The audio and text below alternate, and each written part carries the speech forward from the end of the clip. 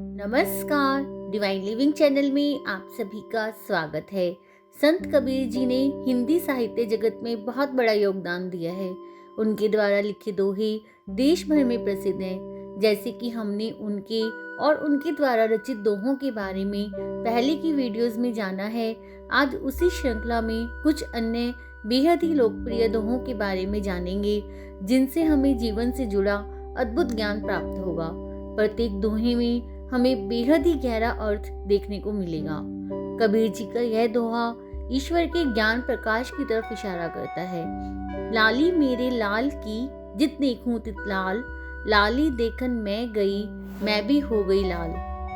संत कबीर कहते हैं कि ये सारी भक्ति, ये सारा संसार, ये सारा ज्ञान मेरे ईश्वर का ही है, मेरे लाल का ही है, जिसकी मैं पूजा करता हूँ। और जिधर भी देखता हूँ उधर मेरे लाल ही लाल नजर आते हैं। एक छोटे से कण में भी, एक चींटी में भी और एक सूक्ष्म से सूक्ष्म जीव में भी मेरे लाल का ही वास है। कबीर जी के कहने का भाव यह है कि उन्हें हर जगह ईश्वरीय ज्योति दिखती है, अंदर बाहर हर जगह। लगातार ऐसी दैवीय ज्योति देखते देखते उन्हें अपने में भी प्रभु का वास नजर आता है। कबीर जी का अगला दोहा मृत्यु के सत्य का बोध कराता है। आए हैं तो जाएंगे राजा रंग फकीर, एक सिंहासन चढ़ चले एक बंधे जंजीर। कबीर जी के कहने का भाव यह है कि जो इस दुनिया में आया है उसे एक दिन जरूर जाना है, चाहे राजा हो या फकीर। अंत समय यमदूत सबको एक ही जंजीर में बांधकर ले जाएंगे, अर्थात मृत्यु सभी के लिए समान है। इसलिए मृत्यु को सत्य मानकर अपने कर्म को सुधारते हुए अपना जीवन सफल बनाना चाहिए। कबीर जी का अगला दोहा उनके अध्यात्म के बारे में बताता है। जल में कुंभ, कुंभ में जल है, बाहर भीतर पानी, फूटा कुंभ जल जल ही समाया, यही तथ्य कथ्यो ज्ञानी। कबीर जल और कुंभ की घड़ी का उदाहरण देकर बताना चाहते हैं कि किस प्रकार शरीर के भीतर और शरीर के बाहर आत्मा का वास है।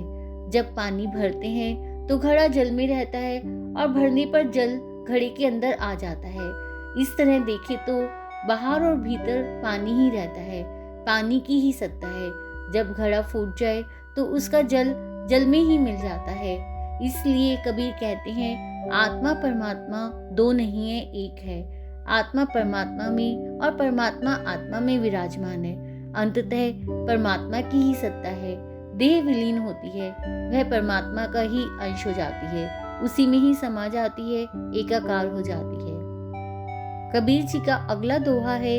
दान दिए धन ना घटे, नदी न घटे नीर, अपनी आंखन देख लो, कह गए दास कबीर। कबीर कहते हैं कि जिस प्रकार एक नदी का जल लोगों के द्वारा पीने पर कम नहीं होता, ठीक उसी प्रकार दान देने से धन कम नहीं होता है। धन का विस्तार होता है, उसकी वृद्धि होती है। कबीर जी का अगला दोहा है।